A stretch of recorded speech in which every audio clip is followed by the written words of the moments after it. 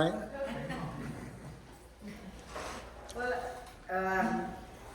I'd like to start off to give a health report because I know that many of you have been praying for me and I really appreciate it. 2 years ago this month, I had to have a kidney removed because it had a big cancer tumor in it. And then I spent a year with immunotherapy to make sure it hadn't metastasized. They got it all, but then so I had a immunotherapy, which is like the latest kind of chemotherapy, which is much nicer than regular chemotherapy. And I spent a year and a half with my parents in Costa Rica. I am a Mexican Costa Rican citizen. So I got a very special time that most people don't get to go and move back home with their parents when they're in their 50s. And it was a very blessed time. I was just talking with my table with my parents and my aunt and uncle. My aunt was going through cancer treatment at the same time, so we did it together, and I knew my prognosis was good and hers was not, and she just lost the battle a couple of weeks ago. Oh, sorry. But it was a very special time to be with the older generation and living life together and trusting the Lord for ourselves. And I thank you so much for so many of you have remembered and prayed for us and prayed for Mirna with her some ongoing health challenges, and we are grateful. We feel loved as people, not just as cogs in the missionary machine. We have always felt loved as individuals and as people, and that is so important for the missionaries that you serve, and we have felt that in a very special way always in this church, because it's very unique. Not all churches are that way. For other churches, sometimes you're just a name and you're a ministry and you're part of a system, but they don't really know who you are and that you're just a frail human being like others. And I just thank the Lord for this church and how we are loved and accepted for who we are with all our limitations. I just want to mention, and maybe all of you here know of Paul's outreach. He does videos with our mission partners, and I'm recently starting this and learn so much more and learn more about you, because I get to see you for what they, as a Zoom thing or whatever we're doing. But That was thanks to COVID, right? When COVID happened, we're like, wow, we need to connect with one another. And so I've just exploited that opportunity. So if you're not part of a weekly email we send out, if you'd like to, please let me know. We give updates, the letters that they send, all kind of stuff. So it's a good resource. And just that monthly meeting with Paul and the other missionaries, not all of us are there. In fact, I would say less than half. Right. But all of us who go, it's one of our favorite meetings in the month. And a lot of Zoom meetings, it's like, oh, I gotta Zoom. We all know. But with Paul and the way he leads it and the way we share and pray for each other, it energizes. And even if we are exhausted, we get up early in the morning so we can be with those in Taiwan and Vietnam. It's 8 o'clock in the morning most mornings for y'all. We tried to make it a time that everyone in the world could join in. Yeah. And so sometimes we have to get up early, and sometimes early. it's been as early as 6 or 7, Right, depending definitely. on Daylight savings, yeah. Yeah, all of that stuff. But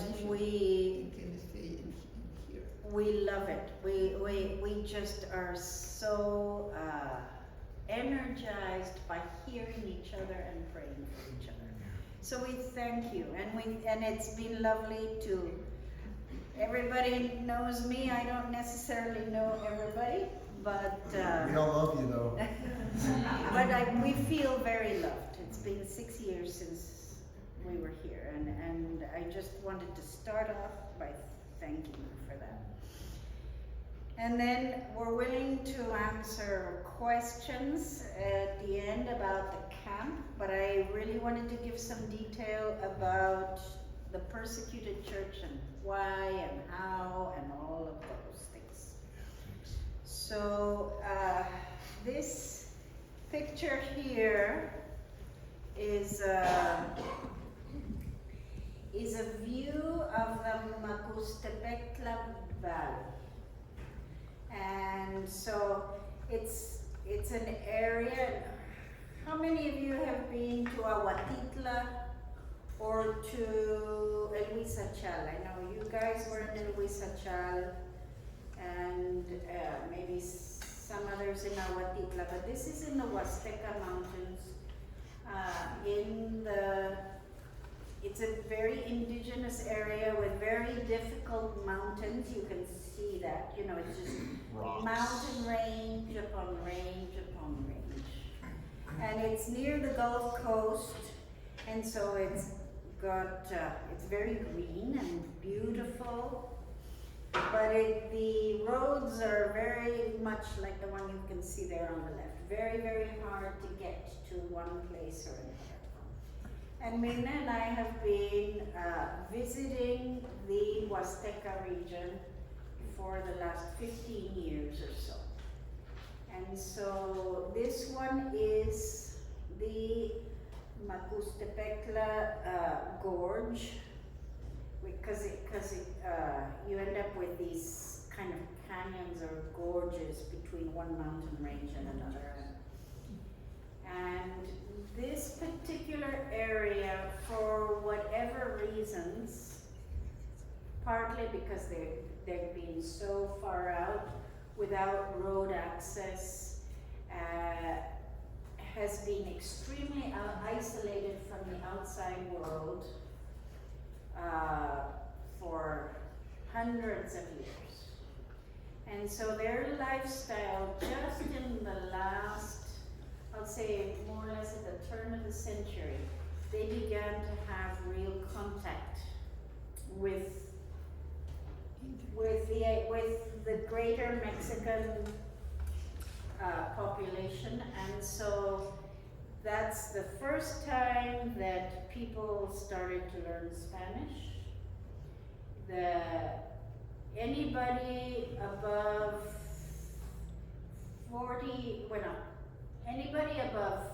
50 years old in men do not speak Spanish. And with women, anybody above 40 does not speak Spanish. So in the year 2000, the valley opened up to outside influence, but there's a lot of isolation and fighting amongst each other, a lot of very entrenched religious beliefs that are mixed with Catholicism, but in a very pagan way. It's just not real Catholicism. It's mixed with paganism and death rites and religious festivals and all of this. And the whole Macustepecla Valley never allowed any evangelical Christians, any Protestant Christians to be in the village. And there are like 25 villages in this valley.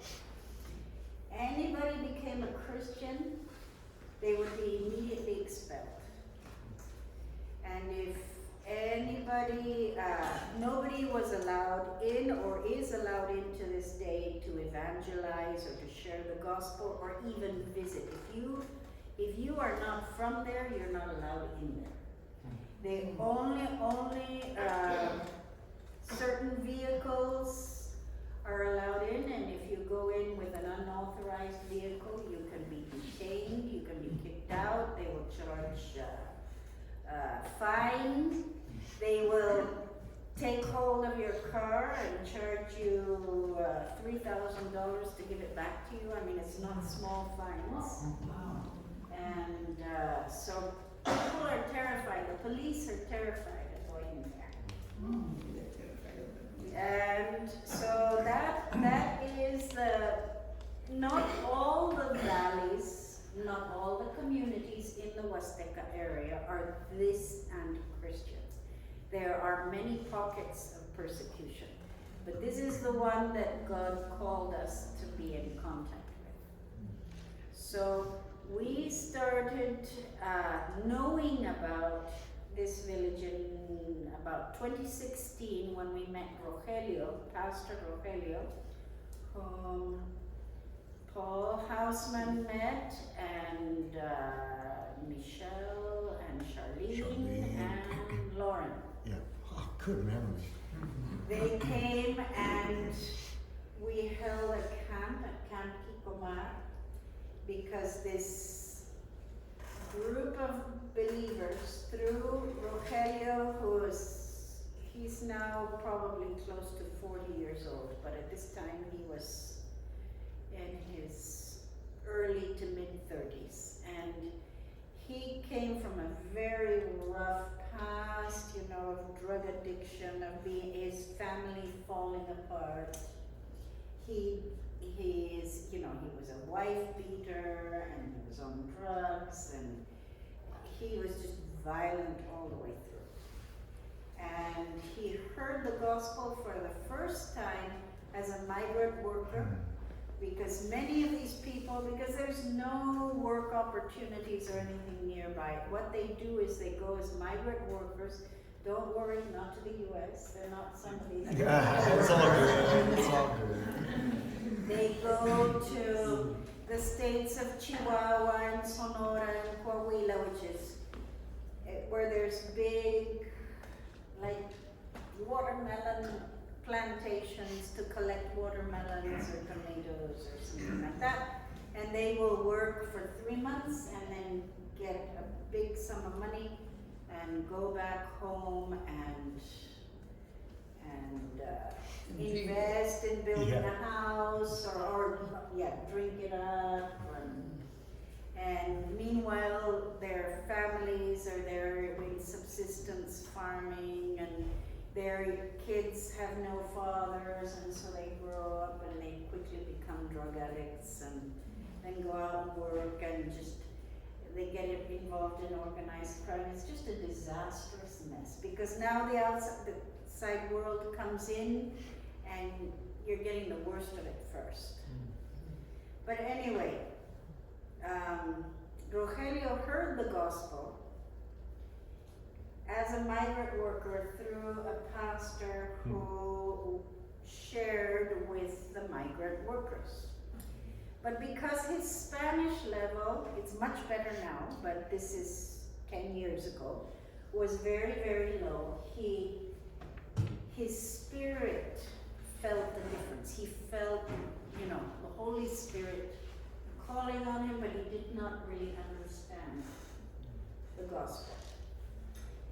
When his time was over and he went back home, he was like, I need to find somewhere, but he knew of no church that shared the real gospel. There was no such thing. Even in the city of Huejutla, he didn't know that there were Protestant Christians. He had never heard the gospel before. He had no idea. And at one point he was doing some work for someone, and he heard the gospel through a Christian radio program that was in his native language in Nahuatl. And he was like, now I get it. This is what I was hearing over there, but now I understand it. And so he sought out the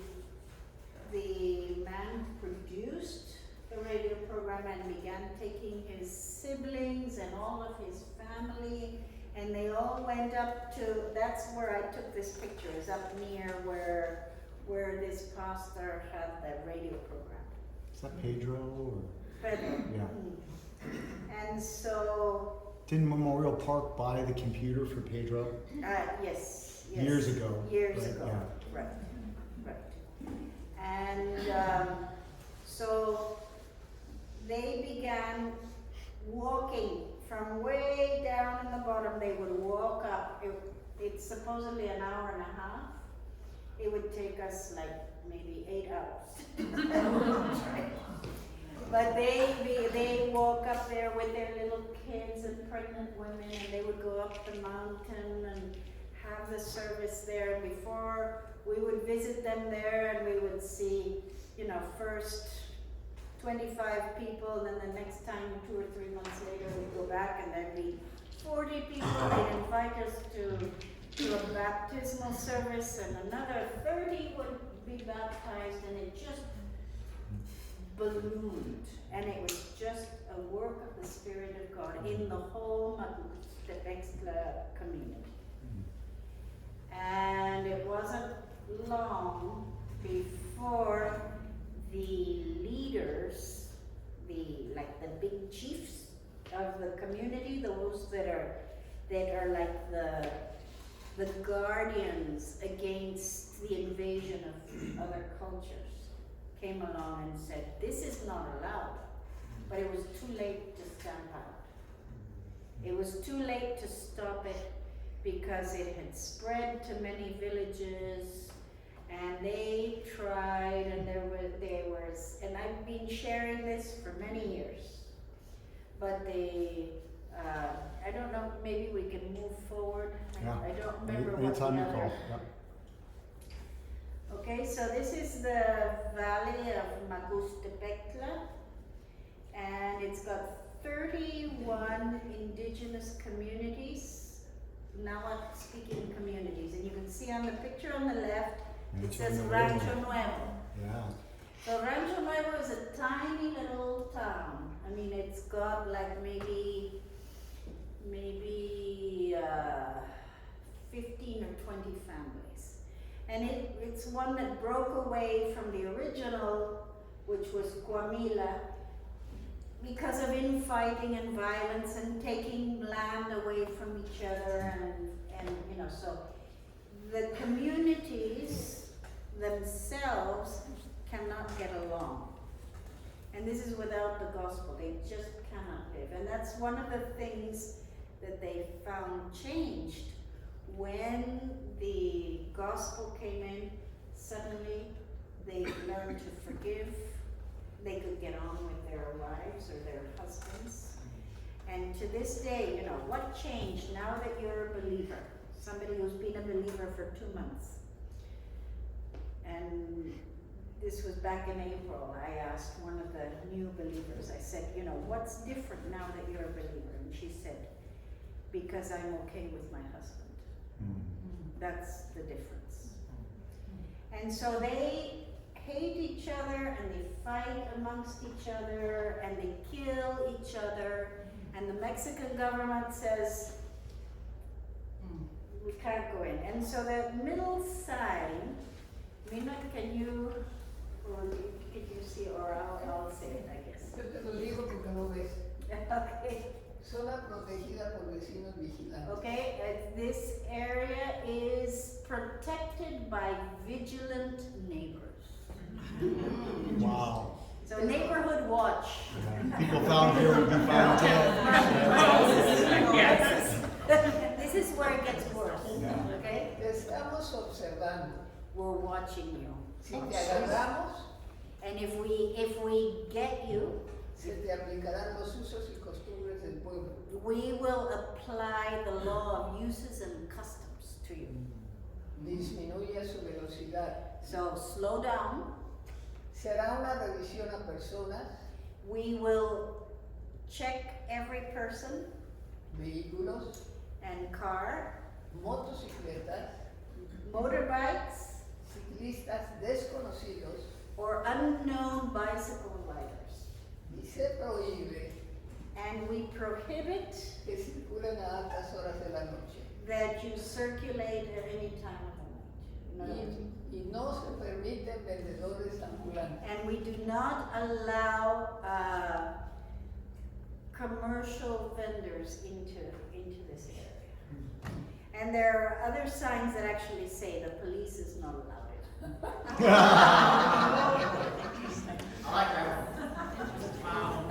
So you can be killed. Something that they do, just for instance, if they, for any reason, they don't have electricity, so they call each other by telephone, because now everybody has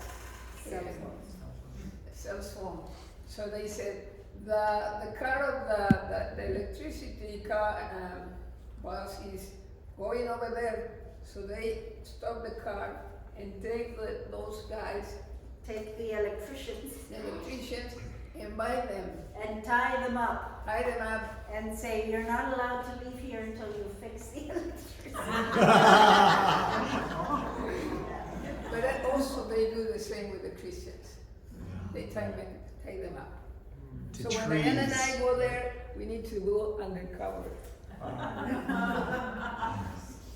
So, yes, that's what they did with Pastor Rogelio and some of the leaders. They came and took them and they tied them up, kind of in a hanging position, almost like, and they beat them, and in front of their children, this was in 2018, in March 2018, they were threatening to kill them right in front of their children, and so the children, some of them were traumatized by, thinking that their fathers were going to be killed. And the picture on the right, I took that picture because this is the public transportation, is a pickup truck with a bit of, Camera stop. Yes. canvas and some benches. And so this road, and they put me in the back because I'm blonde and I look, No. I'm not. To a sweater. She's good. So they hide me in the back because if they see me going in, they're going to make a revision of all people. And so I'm hidden in the back so that they don't see me going in, and then as soon as it drops us off, I have to run down to the church area so that the general community doesn't see me. And that's the way that Mirna and I have gone in to spend the day. And a couple of times I was crazy enough to go and spend the night there too. Yeah. And She's a man who's but it means a lot to the believers that we are not afraid to go up the mountain and be with them. And so it's a very special time. It just fills our hearts with joy when we do it. So, next. Okay, these are different photographs of inside the village with the believers before they were expelled. You can see me at the lower right. I'm reading with the kids there, and because it was they were doing, the school had an examination day, and so the whole day was like an entrance exam to college, and all these little kids, and it was like, that's not how you test little kids, but all right. So I was testing them in their reading abilities. So every child came and sat with me, and I read, or they read to me according to their ability. And it was a very, very special moment. Diana is teacher by profession. So she inspired the mothers to be the teachers for their children. So And the picture in the middle is now where the church building, the church was built in the last couple of years. But before they had like a shed there, and then people from the road up above would throw stones down, rain stones down on the service below. Nobody was ever hurt by these stones, but sometimes very, very close to a big rock coming down just where the kids were sitting, and just scary moments. But now they have a big building. You can see part of the shed there where the two boys with the guitars, and the music is one of their great comforts. The little boy on the left is one of the ones who was deeply traumatized by seeing his father. He's Rogelio's youngest son. And so he spent many weeks with terrible nightmares and unable to interact, like almost didn't. And it was through music that he found his way of relating to the outside world again. And he's incredible. Ever since he was just 5 or 6 years old, he could do this very complicated guitar playing by notes with all the quinto, I don't know. And playing all these melodies. He's a genius on the guitar. And then on the top left, you see the dog. That is Chaparro. And Chaparro is a dog who has endured persecution. Because he's Rogelio's dog. I don't know now with these 5 months whether he's still alive. But on 2 occasions, this was after the first one, but before the second one, somebody, they don't know who, poured boiling oil on him. And so that scar was just because that's where the oil came down, and he said the whole of his back was just a horrible mess. And then soon after I took that picture, somebody came in and beat the dog up. They thought he was going to die, but I don't know what they did, and he survived. They prayed for you. They prayed and they sent me pictures, and the dog was just, just couldn't walk. They thought he was going to die. But so then they removed the dog and took him to one of Rogelio's brother's house. That wasn't where there was so much violence, and so he was exiled to a safer place. But now Rogelio's brother was kicked out 5 months ago, so I don't know whether Chaparro is still alive. So he had a testimony, the dog. Yes, and I one day I want to write down Chaparro's story, because it's an amazing story, and he's a very gentle dog, and Chaparro. doesn't fight back. Yes, he- Chaparro means like shorty or little guy or something like that. And the bottom left, that picture was taken in April this year, and you will see a coffin, and that is associate pastor. I'll call him associate pastor. He's Rogelio's brother-in-law, and he's kind of Rogelio's right-hand man. His name is Nicolas. That is his mother. Because in March this year, the persecution went way overboard. And it was because there were too many people coming to the Lord. There were 6 new families that all came to the feet of Jesus, and there were more coming behind. And so the leaders said, enough is enough. And they got hold of Rogelio and Nicolas, and one of the new believers, and they tied them up, put them in jail for 48 hours. And then there was a lot of threats, not violence as such. This time they didn't actually beat them. But the main instigators were Nicolas's own brothers. And so Nicolas's mother, who was probably younger than me, but didn't speak any Spanish in it. So she's a Christian, and her two sons were threatening her other son. And her blood sugar levels went up to 600. And they brought them back down, but it damaged her kidneys, and within a week she was dead.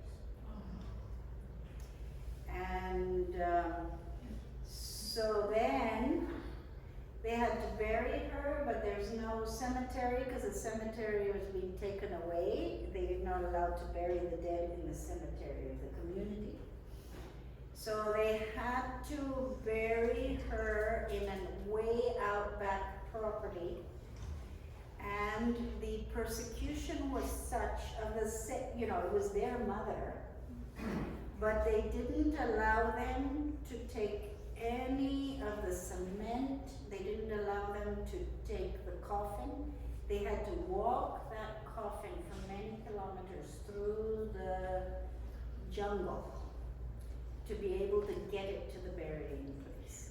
And they wouldn't, and cement and gravel and all of that had to be carried through the jungle. They wouldn't let them use the roads. They wouldn't let any vehicles in. And so this lady, they had to carry that. And that picture it breaks my heart. And that was only back in April. And you can see it's a lot of rock. So just to break the ground to put the coffin down. And it's not flat, nice land, and they're carrying her up into the mountains, to the way back to be able to bury. So that's the situation in the village. Okay, and this is this beautiful lady. This is the one in the coffin. And that is Nicolas. He's her son. And this little boy was born at 6 months pregnancy. And so he survived, miraculously survived. But a year before, his wife gave birth to a stillborn child. And they had that child, in the heat and everything for like 5 or 6 days with the child beginning, because they wouldn't let the child be buried anywhere. So Nicolas knows it with his mother, he knows it with his baby, and he at one point, somebody from right next door, one day out of nowhere, they were near the church grounds and they were removing some earth, and this person just came and punched Nicolas straight in the face and knocked out one of his teeth. And so I have the picture somewhere of him with his tooth. I think you sent a picture on that on one of your letters. Right. Nicolas and Rogelio both. You did not meet Nicolas because his baby was brand new at the time that you came, and so they couldn't come. and that's Rogelio there. Este es el que le pegó al hijo de. And yes, I was going to say, and the young boy on the left there, he was just a 13-year-old, and because the kids were Also. told to persecute the children of believers, you know, it's like the bullying kind of thing. He got hold of a slingshot and he hit Rogelio's son in the eye with a lemon, and it just destroyed the cornea and just burst it. But we were able to get money together, and this was within the Mexican churches, to have him have a surgery, and his eyesight isn't perfect, but it was able to be rescued. We rescued his eye, and he then, with this young boy, and the father was by then interested in the gospel, and so he brought his son, and Rogelio's son Rodrigo, the one with the eye, taught him how to play guitar. And so in that picture, and Rodrigo is probably right next to him, they became part of the same guitar group. So we can just see how the persecution creates more believers. Something that the young boy said, nobody's gonna accept me anymore, everybody's gonna hate me because I did this. So Rogelio told him, no, Jesus loves you and he wants to forgive you, and I forgive you for the thing that you did to my son. And he took this boy to his Rogelio's sons, and they spoke, and the church welcomed this boy, and he learned how to play guitar, and they are good friends now. So, and that's at the camp, that's the picture that we showed. Everybody going into the camp, our camp is right on the beach, and there's no road to get there, so you have to go for 4 kilometers on the beach.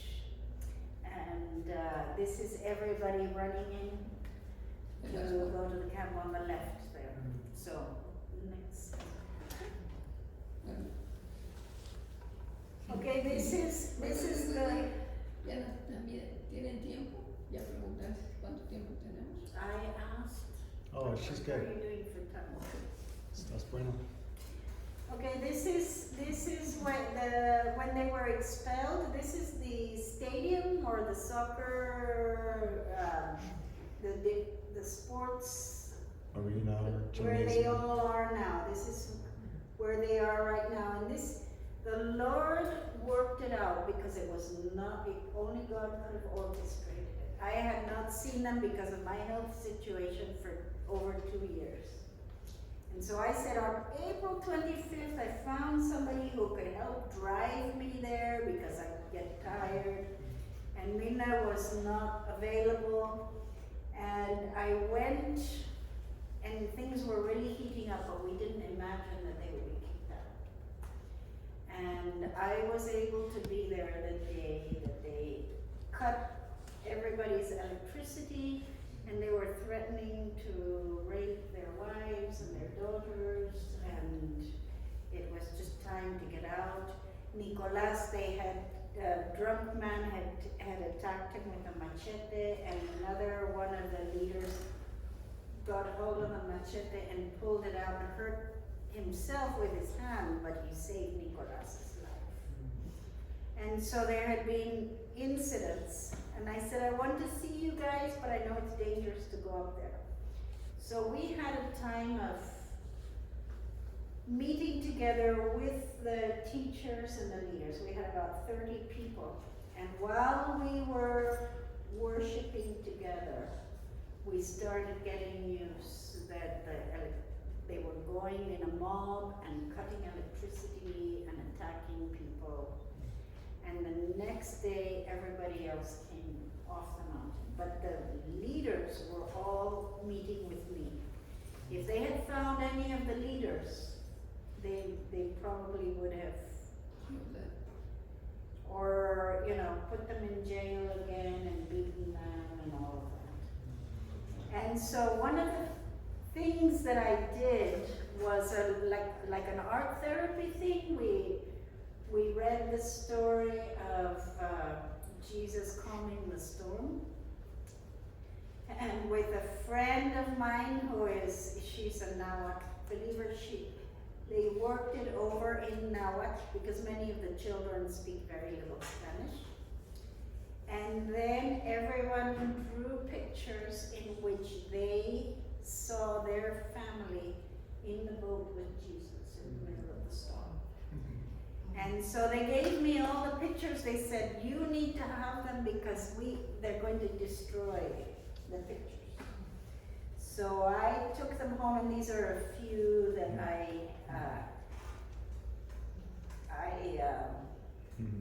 took pictures of so that you could see the kind of artwork. But it's just Jesus standing up and ordering the wind and the sea to be calm. And this is the whole group taken probably in about May or June. I see one of the women is pregnant there toward the left, and she just had her baby about 10 days ago. It's her 8th child. So, next one. Again, these are all pictures of them at the sports center. This was right after they got there. They had to be kicked out of the gymnasium because there was a big event, sports event. And so there they are. Some of them are very sick. This one is Laura, and she's the one who was beaten up a year ago and tied to a tree and beaten to the point where she spent a month in ICU with internal injuries. She was vomiting up blood and had to have surgery to get rid of her gallbladder. And everybody thought she was going to die, but she is miraculously still alive, although her health is very, very fragile. And this is Fausto, the little boy with the guitar. And he had some reincidents of post-traumatic stress when everything happened and when they were taken away. But my parents' church in Costa Rica raised some funds, and we bought many of the children little recorders, and this kind of, Like a harmonica almost. yeah, you blow on it and you can play like a little keyboard. So it's like a flute keyboard kind of thing. It's named after his grandpa, huh? And so this, he's playing Amazing Grace. Nice. I have the video somewhere. But to see, you know, they have an orchestra. I took a video of the 11 o'clock orchestra because I want to send it to them. Because they've been for 5 months in the state, what they do have is space to do church. And they have a church service every morning and every evening, and they have an orchestra. And they lost most of their instruments, but people have come and donated, and they have a big, they call it a rondalla, which is all guitars with a great big guitar going boom, boom, boom. And they sing, and they have a girls' choir, and they have people playing violins, and all the little kids, and the orchestra gets invited out to go and play in other churches, and so then the little kids with these play for their internal services. And so they only know 5 hymns. And they sing the same 5 hymns for 3 days because their regular orchestra is out doing other things. So we just see how God has brought them comfort through music and through living at peace. They all have soccer games, and they have like a competition with the soccer team from the neighborhood, and then they use it for evangelism, and they've baptized, I don't know, about 15 people from the neighborhood. They just, it's an amazing, amazing story. And this, what you want to go, oh, this lady, she makes these are like fans to cool you off that you really need because it's very hot. And so that's her business. She uses that, and they go out and sell them in the neighborhood, and that way they're making little bits of money here and there. Okay, and that's our whole group. That was taken at the beginning of last year, so it's a little bit outdated, but I love that picture. So just so you can get a close-up look at all of their faces. This is when, after Laura was beaten, and it was the beginning of the escalation of the persecution. But just this last week, in Mexico we had elections in June, and right now the month of September is the month where the power is being, what do you call it when you transfer? Yeah, transferring power, but they're not doing it all on exactly the same day. So in some of them it's the municipal powers, or the president gets transferred, I think the 1st of October. So The king in October. yeah, the king changes in October to a queen. We have a queen. All right. But the transfer of power of the municipal president was last Thursday. And so he took power on Thursday morning, and he called in the persecutors and the persecuted and got them to talk for the first time. And he was, that was like, he wanted to come in and resolve this problem. And it's political, and it's, it's wanting to look good and all of that, but we celebrate it anyway. And so he has negotiated for them to move back to their community. And what is most amazing is this, Nicolas's brother, the one who put Nicolas in jail in March, and because of that, their mother had the health crisis and died. He signed to reconnect everybody's electricity, and to take down the fences that they put around people's houses and around the church to not let anybody in, and to allow religious liberty. And he went back to the village, and they said, oh, but we can't do that, that's, and he said, too bad, we have signed, and this is what we're going to do. We're going to follow through with this. And Nicolas says that that is only God who has taken my brother. And what we want to do is see him come to the Lord. What is his name? His name is Chucho, which is Jesus. It's, just, it's a long, complicated story, but his name is Chucho. Chucho.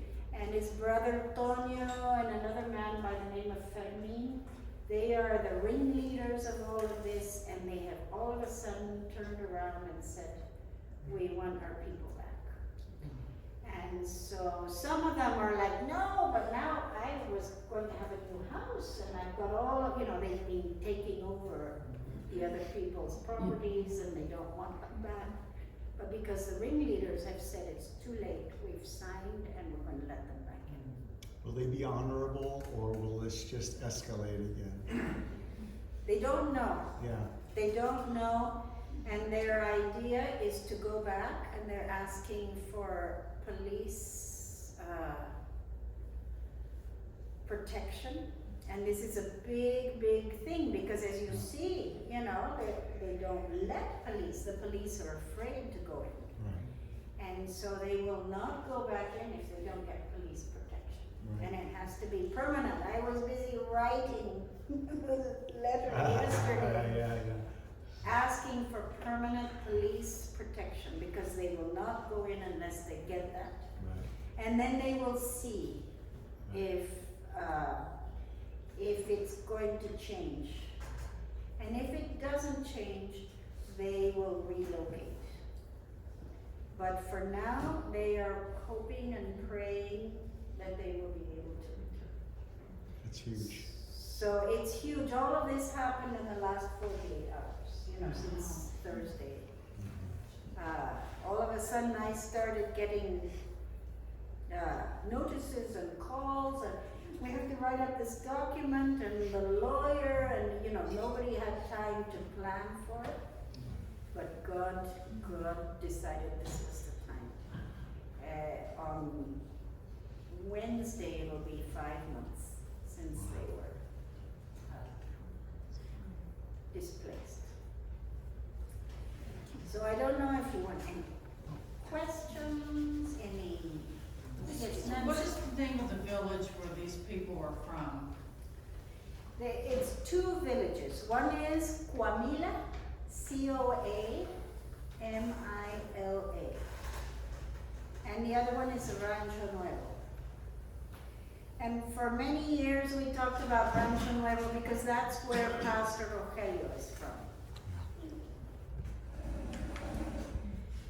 But Nicolas is from Coamila, and it's all the same place. It's just because they fight, and so then they make another village. But they all live in the same place. And can we see the slide again of the valley? So that whole valley or gorge area, those are all the different villages, and they're all. And tell me the name of the people again. The culture or the language is Nahuatl. It's Nahuatl.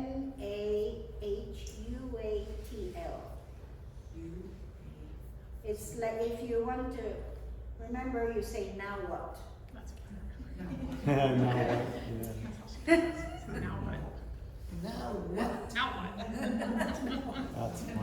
That's the name of the people too. And the geographical area is the Huasteca. It's with an H, because in Spanish H is mute. Huasteca.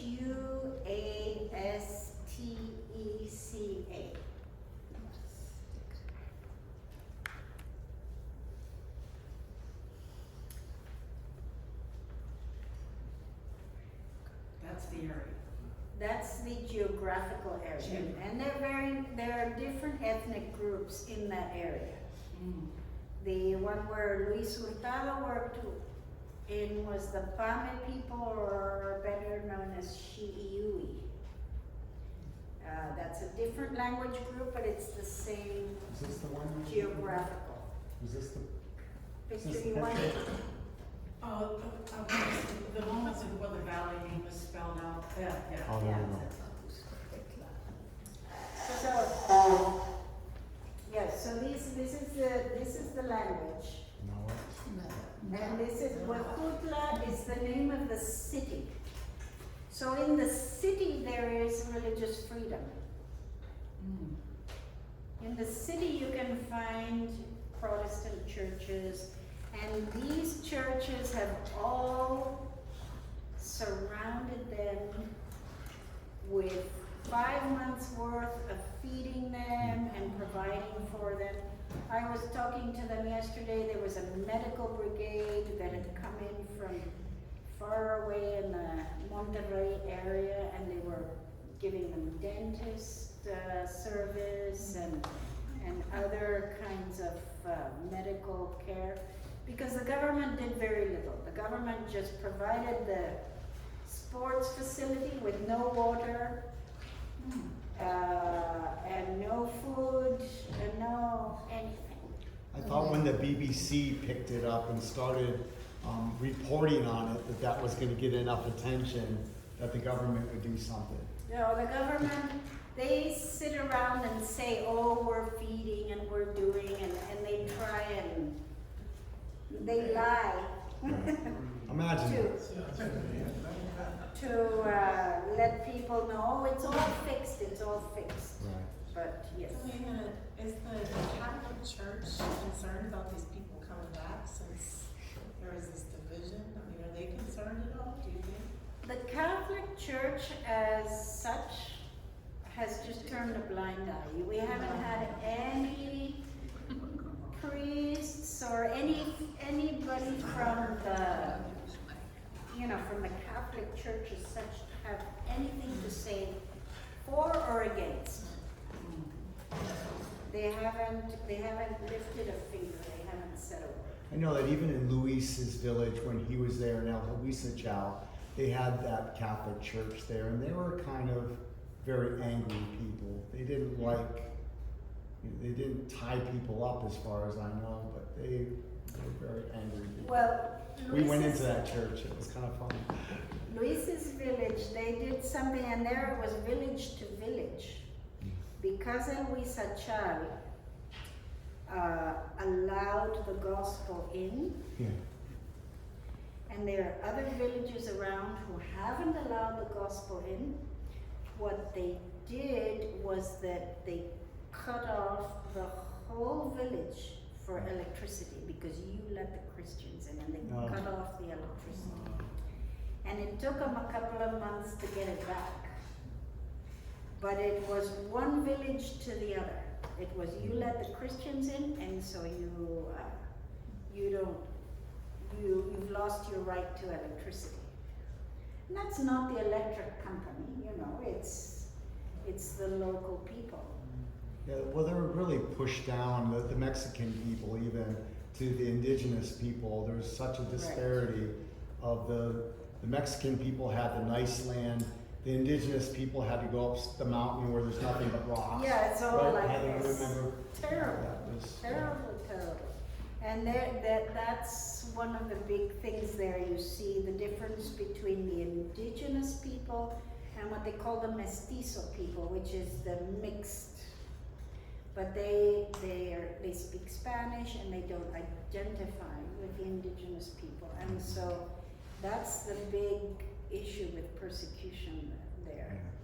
But the clinic that Luis worked at is by far the best clinic, and so that has, and he provides, listen, he's in Germany now. Yeah. The clinic provides service for the mestizo people as well, and so the clinic itself has helped to bridge the gap there.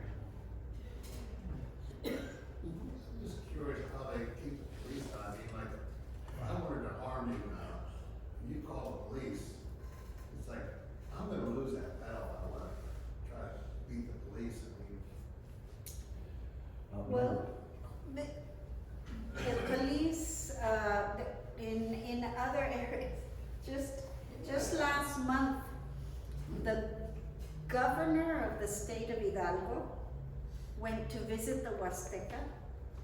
And so he was going to visit different villages, and this was not on the main news, but we heard all about it and saw videos. But he stopped by in one of the communities, and it was on the main road, so, and we've been there, our car broke down, we spent several hours there getting the car fixed, so we know the place. It's on a main road, but some members of a community from out back heard that the governor was there. The governor of the state, you know, this is not just anybody.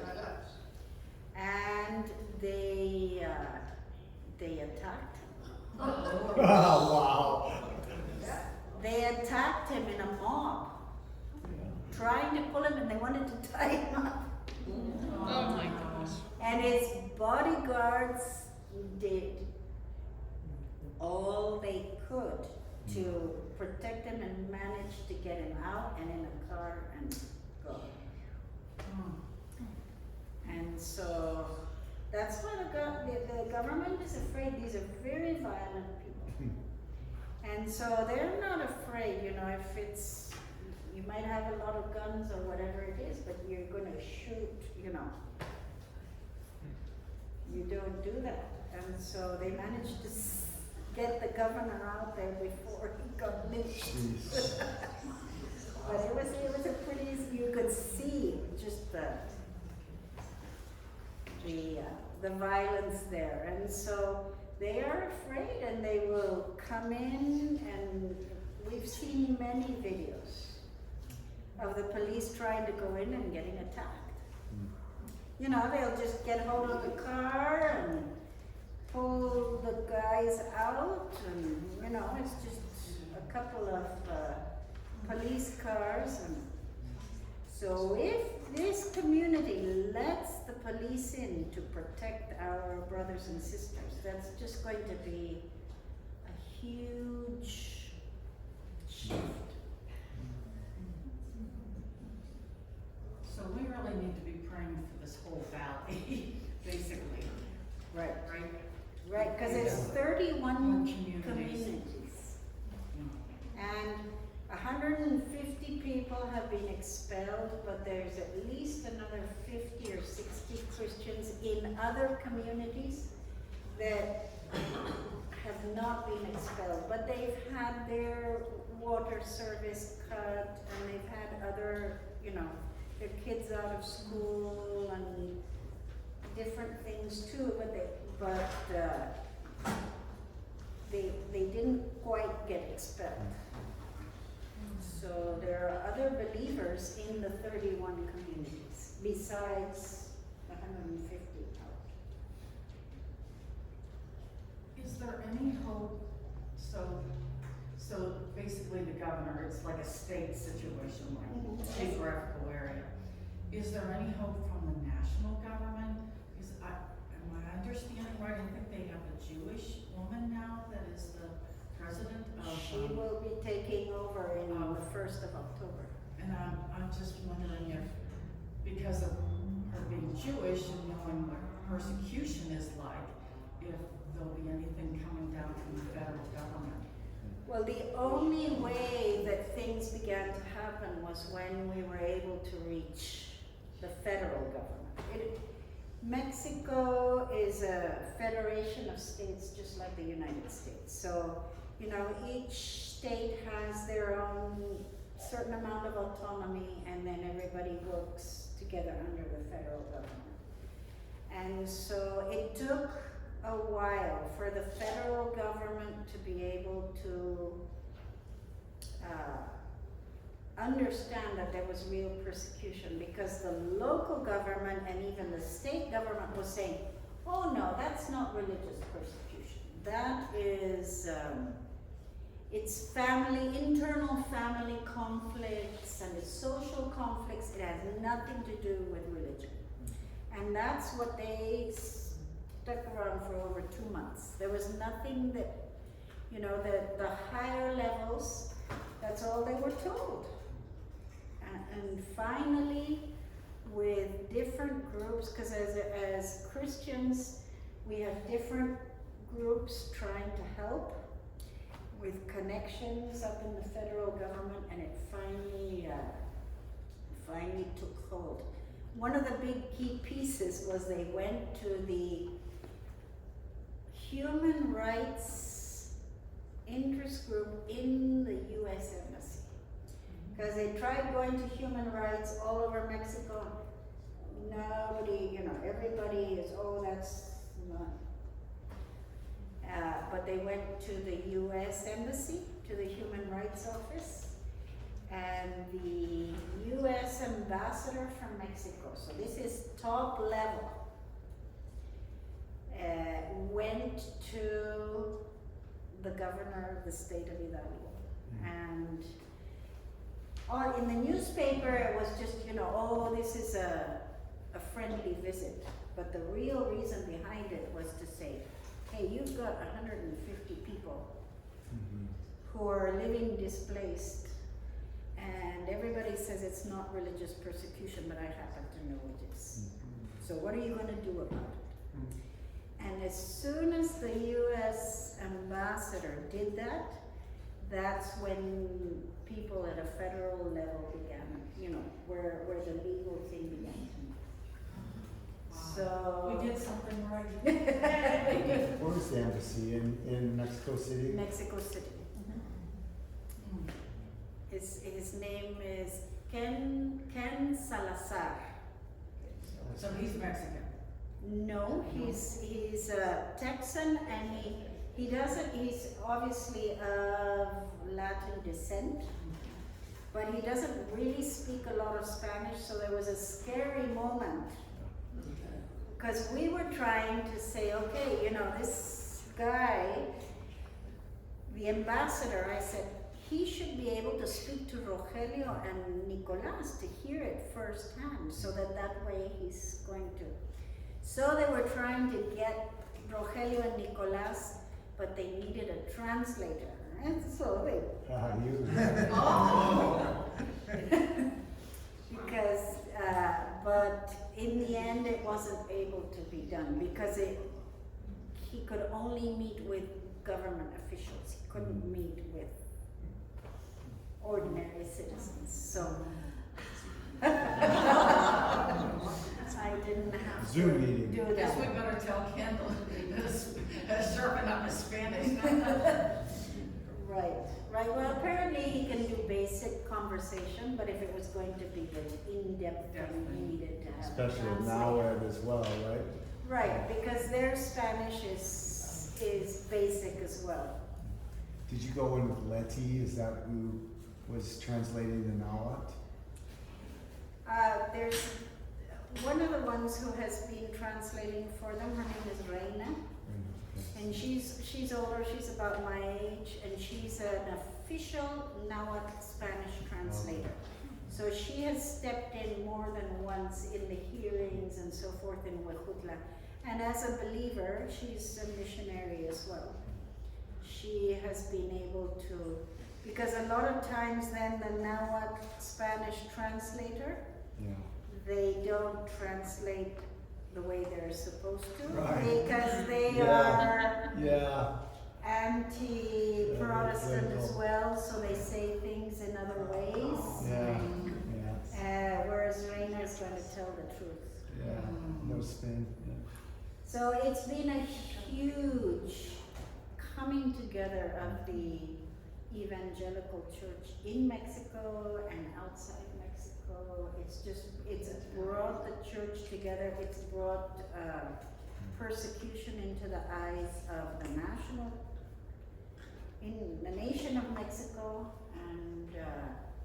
and now the government has accepted that it is religious persecution, that it's not just family conflicts, and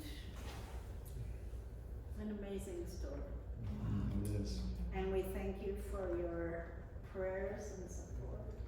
It's amazing. And so the people up here, obviously they've been able to get to the camp. It's wonderful. Yes, they have been to the camp three times. The first time was at a last minute thing when we were just establishing the relationship, and we wanted them to have an opportunity to go to the camp. And so kind of in a month we said, oh, we're going to bring them in June 2019, and Paul had just taken the job of missions pastor, and so he and the mission committee and Michelle, they all That was cool. We got to came sing over "How and- Great Is Our God, How Great Thou Art" in English, Spanish, Nahuatl. yes. And these folks had never been in the ocean before, and so here's Pastor Rogelio and his dad Fausto and all these Right. people going in the ocean very cautiously and in their clothes. And it was just the coolest And experience. Charlene and Michelle, they Yeah. gave them all the little tiny kids so that the mothers could go farther. And of course, there's no such thing as a bathing suit or anything, so they Right. go in fully clothed, you know, with their long Yeah. skirts. And Charlene and Michelle jumping with the little kids. Holding on to a So- rope with buoys on it to keep them safe, because the water's really shallow and goes way out, but the waves and the undertow is strong. Yeah, so that we don't lose anyone, right? We had that rope. Yes, yes, yes. It was very special, just a lovely, lovely time. You ought to all come. And They then got we- fresh coconuts.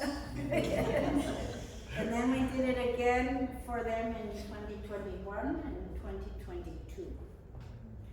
And then 23, I was sick and, you know, it was just too much. There wasn't the finances. Because of course, to get everybody out there, it's a 4-hour bus ride and it takes some money. And then. Thanks y'all for helping that first time. Yes, yes, yes, yes. And then 2024, they got a 5-month camp at a sports center. So the time is coming where it's time to do it again, right? We will see what they, because one of the things that Mirna and I had learned is so many people, when the persecution starts, say, oh, you should do this and you should do Yeah. that and you should do the other. And we learned from very early on. And Rogelio, he's a very gentle, sweet person, but he said, the only way this is going to work is the solution has to come from us. We're the ones that are going to come up with the solution.